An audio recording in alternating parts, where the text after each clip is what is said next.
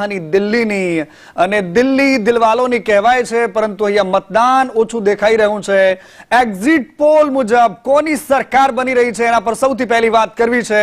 ઘણા બધા exit poll આવી રહ્યા છે ને એક્ઝિટ પોલ ઘણી બધી વાર બુમરેંગ પર સાબિત થયા છે, પરંતુ બધાની વચ્ચે આ વખતની ચૂંટણીમાં બરાબરની ટક્કર અને કેટલાક એક્ઝિટ પોલમાં ભારતીય જનતા પાર્ટીની સરકાર બનતી હોવાની વાત સામે આવી છે અને મેટ્રીઝ અને પીપલ્સના ઇનસાઇડ પ્રમાણે ભારતીય જનતા પાર્ટીની સરકાર બને છે 10 વર્ષ બાદ।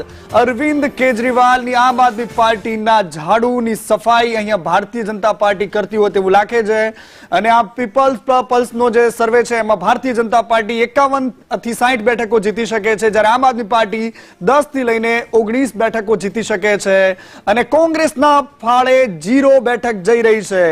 મેટ્રિક્સ મુજબ 35 થી 40 બેઠક સાથે ભારતીય જનતા પાર્ટી અહીંયા પણ લીડ કરે છે। આમ આદમી પાર્ટી 32 થી 37 બેઠકો જીતી શકે છે અને 1 બેઠક કોંગ્રેસને મળી શકે છે અને પીમાર્ક કહે છે કે 39 થી લઈને 49 સુધીની બેઠક ભારતીય જનતા પાર્ટી જીતી શકે છે। આમ આદમી પાર્ટીને 21 થી લઈને 31 બેઠક મળશે અને 0 અથવા તો 1 બેઠક કોંગ્રેસને મળી શકે છે અને આ 3 અલગ અલગ સર્વે છે કે જેમાં ભારતીય જનતા પાર્ટી દિલ્હીના મેદાનમાંથી દેખાઈ રહી છે।